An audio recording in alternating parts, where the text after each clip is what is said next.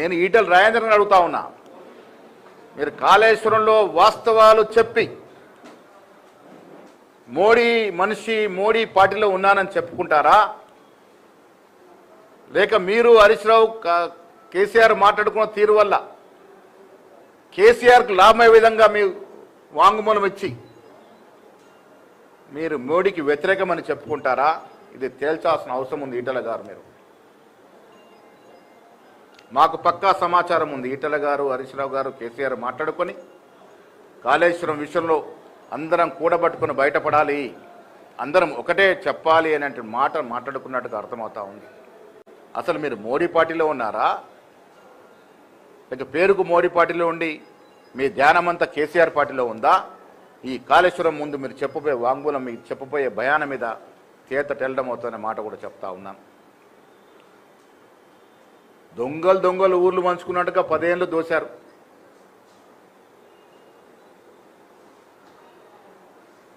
ఇలా Pochampadu project, Nizam Sagar project, నాగాన్ Sagar project కట్టి 80 ఏళ్ళు అవుతా ఉంది. ఒక్క గీత కూడా పల్లె.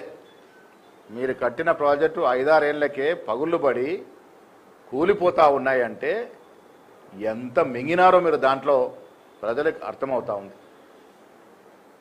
మీరు ఇవాళ కాంగ్రెస్ పార్టీ గురించి మాట్లాడుతూ ఉన్నారు. ఇందిరాగాంధీ గారు యుద్ధం చేసినప్పుడు 90,000 మంది సైనికులు ముగ్గురు నేలకు రాసినారు. ఇది ఇందిరాగాంధీ ఘనత. ఇలా మీరు ఏం సాధించినారో యుద్ధంలో చెప్పలేకపోతా ఉన్నారు, ఏం కోల్పోయామో చెప్పలేకపోతా ఉన్నారు. అంతా మ్యాచ్ ఫిక్సింగ్లే. అరే ఈ దేశం సైనికులకు బాసటగా ఉంది, అందులో కాంగ్రెస్ పార్టీ ముందుంది. యుద్ధం జరగాలని, యుద్ధంలో గెలవాలని ప్రతి పౌరుడిలాగానే రాహుల్ గాంధీ కూడా కోరుకున్నాడు. ఏం జరిగింది తుదకి? ఆ వాస్తవాలు చెప్పాల్సిన పని లేదా మీకు? అది దాటవేసేందుకు ఒకరి మీద ఒకరు విమర్శలు చేసుకున్న సందర్భం. ఇలా కవిత గారి మాటలు, రాజాసింగ్ గారి మాటలు ఇవన్నీ జత చేసి చూస్తే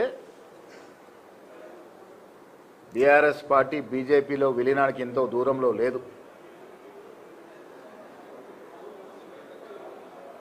ఇలా కవిత గారి మాటలకి, కవిత గారు వేసే ప్రశ్నలకి కేటీఆర్ కానీ కేసీఆర్ కానీ జవాబు చెప్పలేని పరిస్థితి. ఎందుకంటే ఆమె కొంత వాస్తవం, ఆమె మాట్లాడేదంటే కొంత వాస్తవం ఉందని అర్థమవుతా ఉంది. రాజాసింగ్ వాస్తవాన్ని ఓపెన్ చేసి చెప్పినాడు. కిషన్ రెడ్డి గారు మీకు దమ్ముందా రాజాసింగ్ చేసిన ప్రశ్నలకు జవాబు చెప్పేది? ఫస్ట్ ఆ మాటలకు మీ శాసనసభ్యుడు, మీ పార్టీలో 15-20 ఏళ్ళుగా ఉన్న శాసనసభ్యుడు మీ మీద ప్రశ్నలు వేస్తా ఉన్నాడు. జవాబులు చెప్పండి. మొదలుగా రాహుల్ గాంధీ విమర్శించే ముందు వారి మాటలకు జవాబు చెప్పండి. ఇప్పుడు చెప్పకుండా ఇలా దేశానికి దశ దిశను రాహుల్ గాంధీ గారి మీద నోరు పారేసుకోవడం అనేది ప్రజలు మిమ్మల్ని సహించరు. ఇది ఓర్చుకునే పరిస్థితి లేదు. అందుకే నేను మీ ద్వారా బీజేపీ నాయకులకి మరొకసారి ఈతో పలుకుతూ ఉన్నాను. యుద్ధము జరిగిన తీరుతెన్నులు, యుద్ధంలో మనం సాధించింది, యుద్ధంలో మనం కోల్పోయింది ప్రజలకు చెప్పాల్సిన బాధ్యత ప్రధానమంత్రి మీద ఉంది. ప్రజలకు చెప్పాల్సిన బాధ్యత ప్రధానమంత్రి మీద ఉంది, మీ అందరి మీద ఉంది, కేబినెట్ మంత్రుల మీద. అది చెప్పకుండా దాటవేసే ధోరణిలో మీరు అక్కడ ఇక్కడ అనవసరమైన ఆరోపణలు చేస్తూ ఉన్నారు. ఈరోజు కూడా ప్రపంచ చరిత్రలో ఇందిరాగాంధీ గారు ఉక్కు మనిషే. ఆవిడకి ఎవరు కూడా సాటి రాలేరు.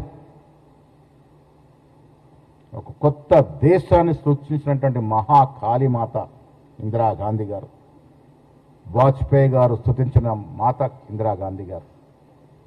ఆవిడకి ఎవరు సాటి రాలేరనే మాట ఈ సందర్భంగా మనవి చేస్తూ, కవిత ప్రశ్నలకి బీఆర్ఎస్ నాయకులు జవాబు చెప్పలేని పరిస్థితి. వాస్తవాలు ఓపెన్ అయిపోయినాయి. ముడుపులు భాగోతం బయటపడింది, లోపాకార ఒప్పందాలు బయటపడినాయి. బీఆర్ఎస్ బీజేపీలో సీట్లు ఇచ్చారనే పరిస్థితి చెప్తా ఉంటే ఇంక ఎవరికి ఏ శాంటిటీ ఉంది? ఈ వాస్తవాలు బయటకు రావాల్సిన అవసరం ఉంది.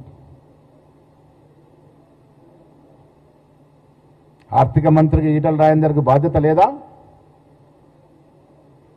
ఇలా నోటీసులు రాగానే పాత చుట్టరికం గుర్తొస్తూ ఉంది. ఇవన్నీ కూడా వాస్తవాలు ప్రజలకు తెలియాల్సిన అవసరం ఉన్నది.